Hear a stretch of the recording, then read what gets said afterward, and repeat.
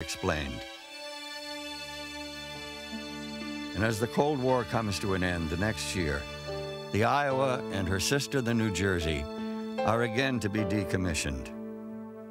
Only the Wisconsin and Missouri continue to cruise and train with the modern Navy, flying the flag, awaiting the day when they too will be returned to mothballs, sold as scrap, or converted as museums. No one yet realized that America's two remaining battleships would soon fight their third war.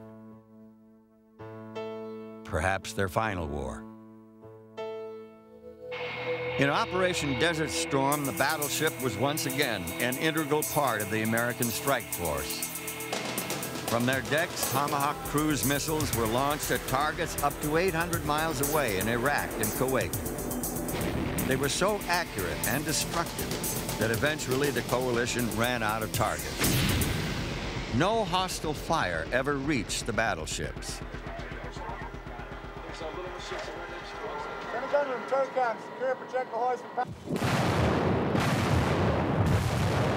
The relentless bombardment from their 16-inch guns helped pave the way as the troops of the coalition entered Kuwait City unopposed.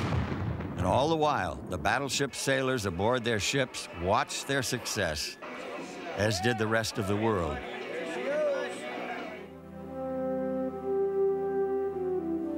The forces of the coalition declared victory on February 28th. During the final days of the land war, the men of the Missouri had performed for 4 straight days without sleep in the best tradition of the battleship sailor, Lee Case. Sailors on other ships are always watching sailors on battleships. They're trying to emulate them. They would like to be there in their place. They know that they're in a position where they're always on display. And the sailors on board a battleship have to carry out the tasks that they're assigned to do, but they have to do them better than the rest of the fleet, and therefore they're always 6 inches taller than the rest of them. On the 6th of March, the Wisconsin departs the Persian Gulf. The Missouri heads for home on the 21st. They will sail into a post-Cold War world of military downsizing and critics who still remember the tragic explosion aboard the Iowa. By September, the Wisconsin has been decommissioned, and the Missouri's days are growing shorter. But she will make one last symbolic and ceremonial voyage. She is going back to observe the anniversary of the event that plunged America into World War II. Paul Stilwell. One morning in early December 1991, it was my privilege to be here on board the battleship Missouri as she steamed in the Pearl Harbor Channel for the last time. As we went in on the port side were the mooring quays where the battleships had been in December 1941 when the Japanese attacked. And in my mind's eye, I could see the smoke and the flame billowing up where hundreds of American sailors were killed.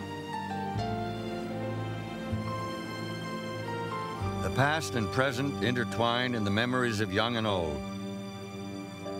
50 years ago to the day, their thoughts float back to that Sunday morning when many thought the era of the battleship had come to an end.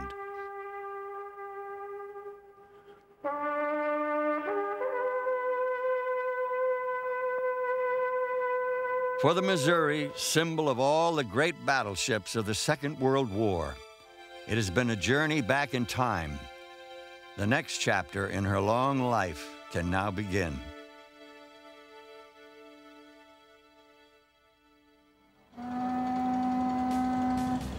March 31, 1992, the Long Beach Naval Shipyard.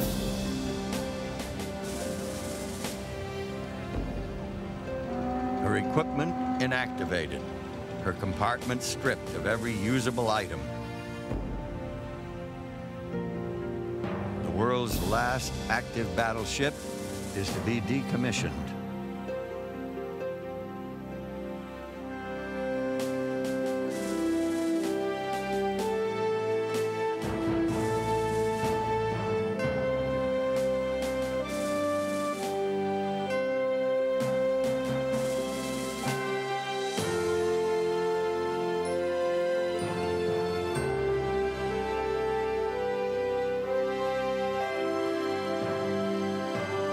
Now she seems but a symbol of past glories, the last of her breed of thoroughbreds.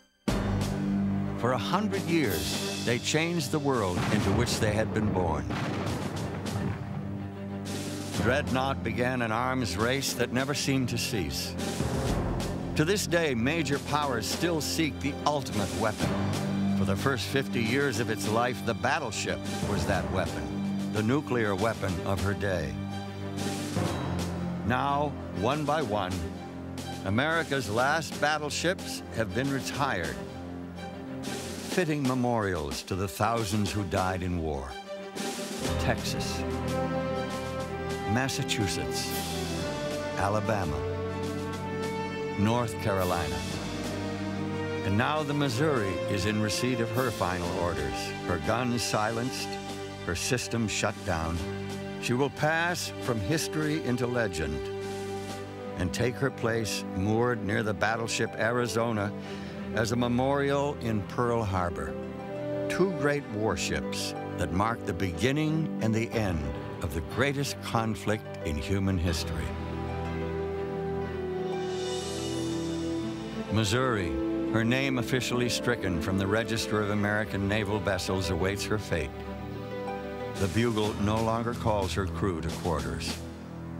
And yet on those days when the sun glistens on her great guns and the wind whistles down her decks, the ghosts of another time would still seem